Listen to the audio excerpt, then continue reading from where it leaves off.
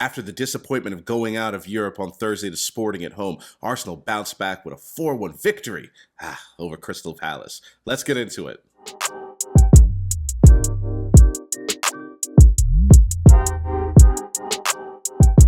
Good afternoon, my peoples, and welcome back to the Counterattack. I hope you and yours are doing very, very well. An absolutely beautiful Sunday today. And happy Mother's Day to all the British mothers out there. I hope all the mothers enjoyed this one. Arsenal taking on Crystal Palace. And I looked at the lineup this morning, and Rob Holding is in for Saliba. Saliba actually does have a problem. The club is actually playing word games with if he's actually how the severity of the injury. But Holding, he comes in, he starts for Saliba, and Gabriel Jesus is on the bench. And the Crystal Palace are in a bad way right now. They just fired Patrick Vieira. A little bit harsh, I think. They are in that sort of relegation soup down there from 12th to 20th. But still, I don't know exactly if Palace thought they were supposed to be above that level. Either way, I'm expecting a victory and a comfortable one today. It always makes me nervous when we host a team that's been doing really poorly in the league. They always seem to get a result against us. Everton away still giving me PTSD from last year. But both teams were going at it early on in this game, a very open game. Lots of space for both sides to sort of run each other, and that made me even more nervous because Wilfried Zaha and his speed is always lurking, and we didn't really know how Holding would hold up against Wilfried and his pace. After a bit of a back-and-forth start, 28 minutes in, here we go, my people. 1-0 to the Arsenal. Arsenal pop up ahead, 1-0. We forced them back. After that opening period, we were pretty much dominating them. We laying into them, laying siege, my people. Saka, he finds Martinelli on the far side, a really good cross, and he absolutely cooks Ward. Oof. That Palace defender was just all over the place. He looked like he was on skates, on ice.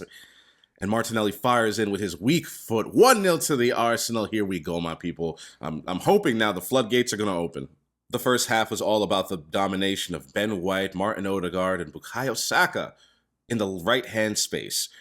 Absolutely cooking the Palace defenders, cooking the midfield. We were laying into them. 2-0 on 43 minutes. And oh my goodness, it's the star boy, Bukayo Saka, 2-0. We're dominating Palace, forcing them back into their half. And White, he finds Saka in between the holes. The Palace defense was so full of holes. Really poor defending from Palace today. And Bukayo Saka, he slots in very calmly with his left foot. 2-0. We're on our way. Palace might have started this one, okay. They had a few chances. I think Ramsdale to make one save. Zaha looked threatening, I think, one or two times when he was coming down against Holding and in the space that White vacated. But oh boy, Wilfried Zaha just does not defend, and our wingers are very, very dangerous. And the second goal is absolutely his fault. He falls asleep when he's meant to be marking Bukayo Saka. He gets in for the second goal. Odegaard, White, Saka, take a bow, my sons. Woo!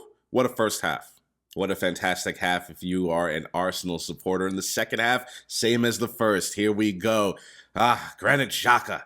10 minutes after the restart, he gets the third goal for the Arsenal. We need to pump up that goal difference. Hunting City down on the GD.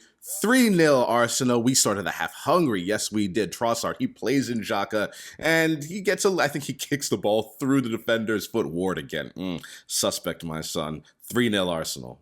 If you like goals on goals, this second half was for you because Palace, unfortunately, they ruined the clean sheet and get one back.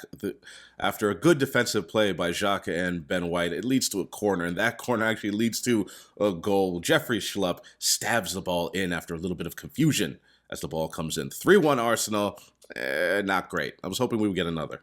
11 minutes later, I get my wish, my people. Bukayo Saka, he gets his brace. Absolutely love it. After a little bit of a Zaha scare where he got in there and he shoots White. Tierney finds Saka at the inside the box, and he finishes first time past the keeper. 4-1 to the Arsenal. Start the celebrations, my people. I have to say, there was no new manager bounce, or at least interim manager bounce. I guess that's what Paddy McNair is. after Palace sacked Vieira because, oh my goodness, they were so poor. Zaha was absolutely terrible, just giving the ball away all the time. Holding had it. He had him in his pocket. He really should have been exploiting that the space that Ben White left behind, but he barely did that. And defensively, he was a liability. He was responsible for at least one of our goals. Holding did so well there. But that's how the match ends. 4-1 to the Arsenal. And there were so many candidates for man of the match. Such an efficient, ruthless, brilliant performance. Some really good passages of play. Bukayo Saka, obviously, with the brace. Odegaard, he was really playing well, but a little bit marked out of the game. So was Thomas Partey. Our wingers, Martinelli and Saka, they were the ones today that, beautiful play. Loved Martinelli's finish, but the man of the match today, I think really the guy that held it all together for a few of our goals was Ben White. Hats off to this man. Right back? How did this man not get in the England side? Ridiculous. We have not really checked in with the table here on the counter-attack, and I think because it was just a little too early. I needed the season to show its form. That's what I needed. And today, I think we can look at it today. Top of the table on 69 points. The Arsenal, love to see it. Of course, that goal difference now is only 2 with City. Manchester United, a full 19 points behind the Arsenal. Suspect. £100 million on this player, £80 million on that player for 19 points behind.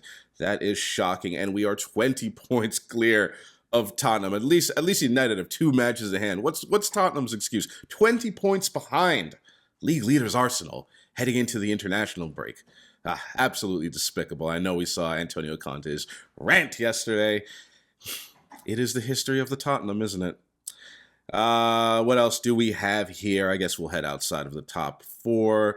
Newcastle in 5th place. Liverpool, not great. They are, 7 points? They have 2 matches in hand, but 7 points behind 4th place Tottenham.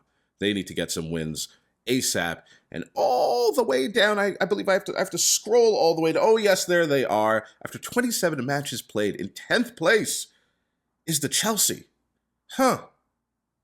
Interesting, isn't it? We are headed into the international break, 8 points clear at the very most, at the top of the table. Thank you for sticking with me, my people. Please slap that like button, subscribe, and I will see you next time. Take care.